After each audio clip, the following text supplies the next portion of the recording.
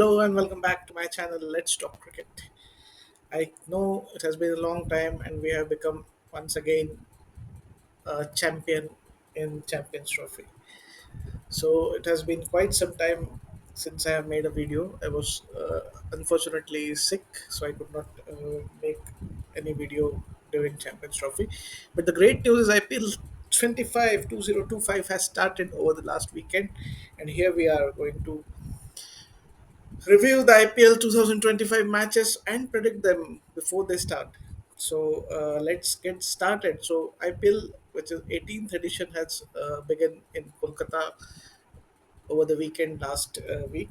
That is on Saturday, and unexpectedly, I don't know, expectedly or unexpectedly, I'm not sure, but Virat Kohli and RCB has started with a bang. What a victory! What a fabulous victory it was. At one point, we thought that KKR had a great start to the tournament. They with Sunil Narine and Ajinkya Rahane banging the ball all over the park. But then RCB bowlers came back very strongly, pretty well, and really restricted them to below par total. So I'm not sure uh, why they succumbed to 174. It was in fact at one point it was looking like as if KKR is going to score more than 200, but not to be. They came back very strongly in that match, thanks to the RCB bowlers. And when they, especially Krunal Pandya, he came and just broke their momentum. Once Narayan and Rahane went back to pavilion, there was no looking back for RCB bowlers. And while chasing Virat Kohli, wow, what a clinical knock it was. And Phil Salt, who could not score much during his stint in with India in recent T20 series, he did well, but very small patches. But he really turned the tables here in IPL and started with a bang for RCB and against a team which he played last year. So fabulous innings uh, both by Kohli and Salt, and Salt actually assaulted the bowlers. And same Rajat Patidar, what he is leading the side, and the way he led the side was really exciting. He's a great batter. Everybody knows he's a very good talent with bat. But starting well with captaincy is also a good. I would say it's a good start to his IPL career. So surprisingly, RCB has won against KKR, and that too very easily. So KKR, many of them were look out of sort, like I don't know, they couldn't capitalize. Raghuvanshi was playing well, however, but then their middle order and lower middle order couldn't do much. So that was the story of the first match. The second match, however, Rinku Singh, Venkatesh Iyer, Andrew Russell, they could not uh, they could not do well in that match, and that was the reason probably they fell short of the par score. Moving on to the next match, that was between Hyderabad and RR. What a match it was! More than 500 runs scored in that match. When you play in Hyderabad with the host RCB, sorry, with the host SRH, they feel like aliens. I mean, you're playing against, I don't know. It's almost like you're playing Mortal Kombat. They they play as if there is no tomorrow. Like look at Abhishek Sharma, Travis said 4 overs, 3 overs, 45 runs, 5 overs, 70 runs. What is madness? What is this madness? I mean, once they got to that flyer, it was inevitable that they're going to score less than 230 to 40. In fact, by the end, they scored 280 odd, which was like too much a task. However, RR Rajasthan Royals really did well in that game by chasing, tried to chase that well. Unfortunately, Yashasvi Jaiswal couldn't stay long. But Simarjit Singh bowled really pretty well to restrict their top order. Like Yashasvi Jaiswal and Parag got out very early, but Sanju Samsung and Dhruv Jurel, what an innings that was! Amazing. However, it was always going to be to fall short. because what because the damage Ishant Kishan has done in the first inning, along with Travis Head and Abhishek Sharma to start with, and then Nitish Kumar Reddy and Hendrik Klassen played really good cameos. So it was always going to be difficult chase. Hyderabad is a batting paradise, though, where if you score 250, it is the position can chase also. So you are never sure what is the par score there.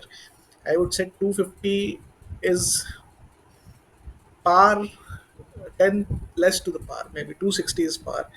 But here they scored more 280, 285 runs, and it was always going to be difficult for Rajasthan Royals to keep having the same momentum. At one stage, they were like 130, 140 runs in 10 overs, which in itself was going like in 11 overs, like 12 and 13 runs per over. Still, they, the balance, they needed more than 160 runs.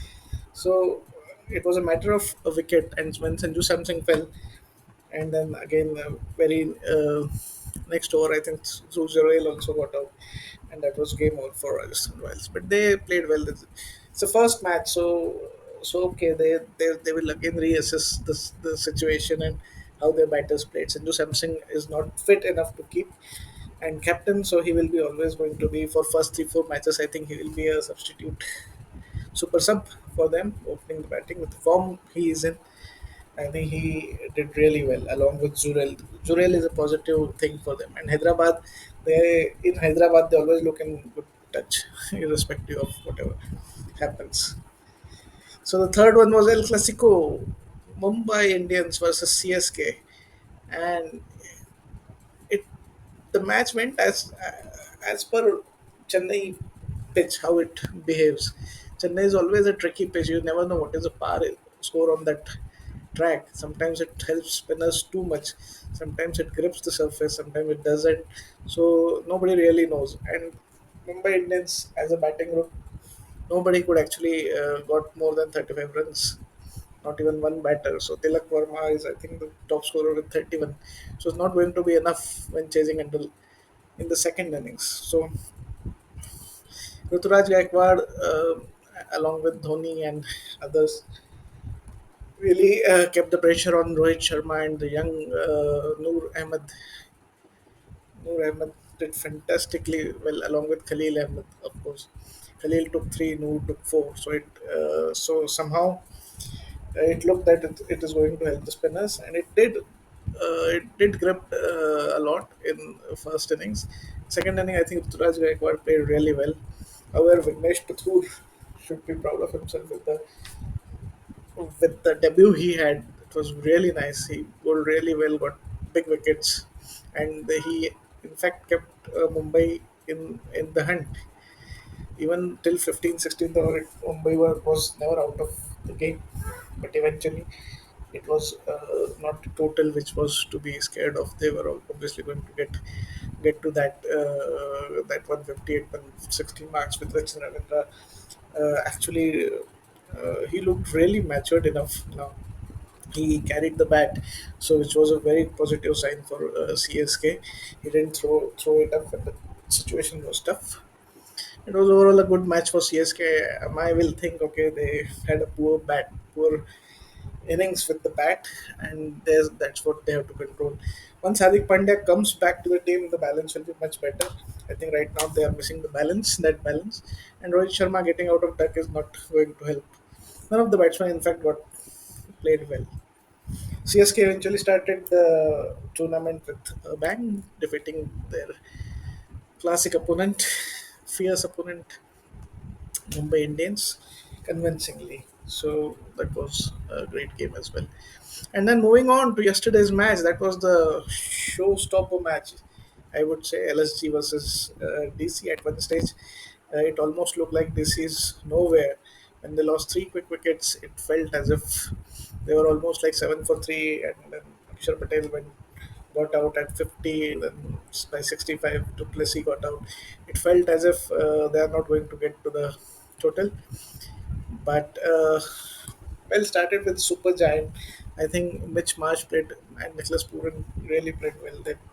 They kept the momentum, and I was in fact surprised they couldn't get more than 209. At one time, I was feeling that they were going to get 250, but but the bowler Kuldeep Yadav, I think, bowled beautifully yesterday. Kuldeep Yadav brought them back in the match along with Mitch Stark. He rattled a few stumps.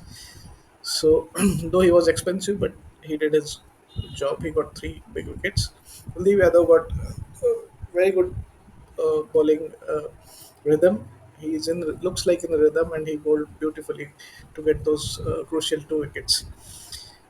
So 209 seemed uh, good enough for Super Giants, Lucknow Super Giants at some stage, like till 1.5 innings.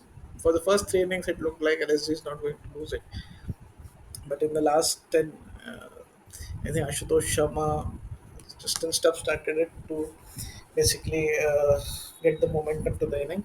Ashutosh Sharma was on 20 on 20 balls, 20 runs or something, ended up with 66 in 31 balls. And with Raj Nigam, what a knock that was, what a cameo that was, 15 ball 39. That I think changed that game along with Ashutosh Sharma. It was fantastic to watch.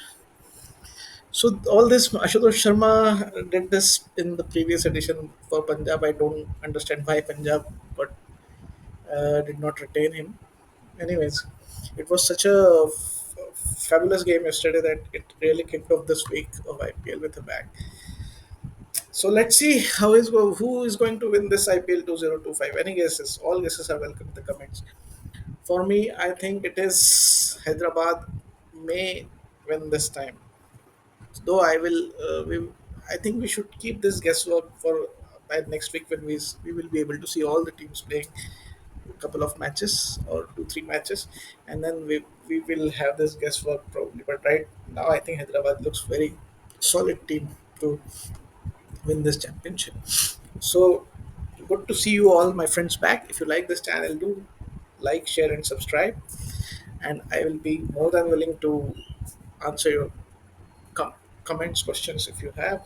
Let's review going forward all the IPL matches and let predict them. See you soon, guys. Have a great IPL week and weekend ahead. See you.